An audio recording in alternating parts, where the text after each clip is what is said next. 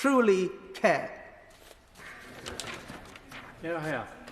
My Lord, it's such a privilege to follow Baroness Benjamin, and I would pay tribute to her years of campaigning on this issue and the passion with which she's spoken today, and also a privilege to follow Baroness Kidron and Lord Bethel in supporting this whole group of amendments, which is so vital to this bill, as all sides of this House agree. They all have my full support. My Lords, when I was a child in my grandparents' home, like most homes, it was heated by a coal fire. And one of the most vital pieces of furniture in any house where there were children in those days was the fire guard. It was there to prevent children getting too near to the flame and the smoke, either by accident or by design.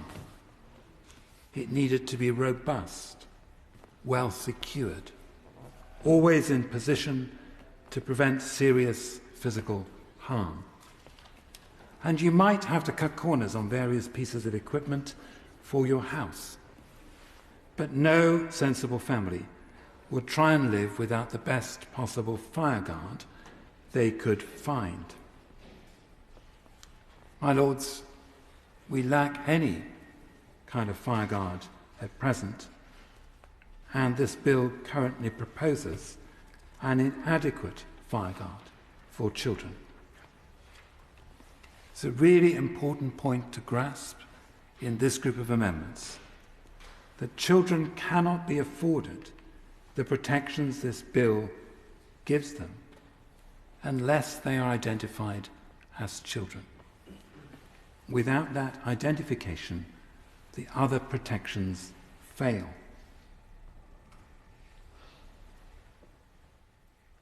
That's why age assurance is so foundational to the safety duties and mechanism in this bill. And surely, I hope, the Minister will acknowledge both that we have a problem and that the present proposals offer limited protection. We have a faulty fire guard. And these are some of the consequences. 3 in 5 11 to 13-year-olds have unintentionally viewed pornography online. That's most. 4 in 5 12 to 15-year-olds say they've had a potentially harmful experience online. That's almost universal.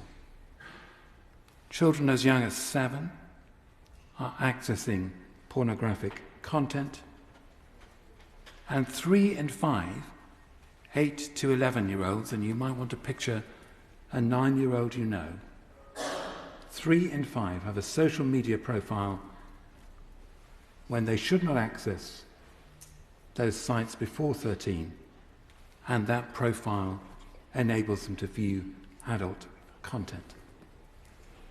The nation's children are too close to the fire and are being harmed. My Lords, there is much confusion about what age assurance is, but as Baroness Kidron has said, put simply, it's simply the ability to estimate or verify an individual's age. There are many different types of age assurance, from facial recognition to age verification, which all require different levels of information and can give varying levels of assurance.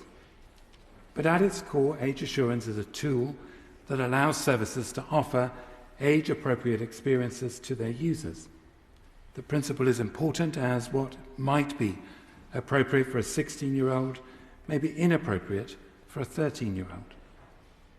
And that age assurance is absolutely necessary to give children the protections they deserve. Ofcom's own research shows that more than 7 in 10 parents of children aged 13 to 17 were concerned about their children seeing age-inappropriate content or their child seeing adult or sexual content online. Every group I've spoken to about the online safety bill in recent months has shared this concern.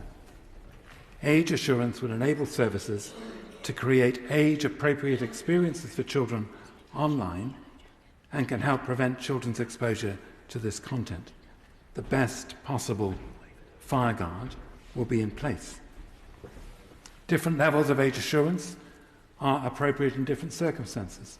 Amendments 161 and 142 establish that services who use age assurance must do so in line with the basic rules of the road. They set out that age assurance must be proportionate to the level of risk on a service. For high-risk services such as pornography, sites must establish the age of its users beyond reasonable doubt.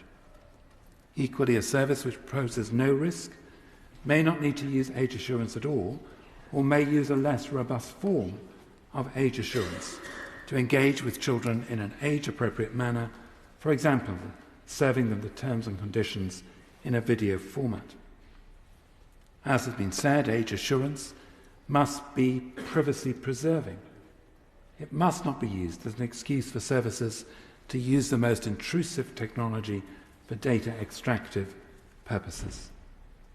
These are such common-sense amendments, but vital, which will ensure that children are prevented from accessing the most high-risk sites, which will enable services to serve their users age-appropriate experiences, and will ensure age assurance is not used inappropriately in a way that contravenes a user's right to privacy.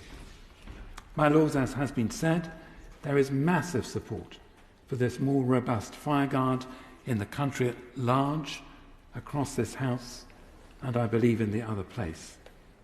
I've not yet been able to begin to understand, the government's reasons for not providing the best protection for our children, given the aim of the bill. Better safeguards are technically possible and eminently achievable.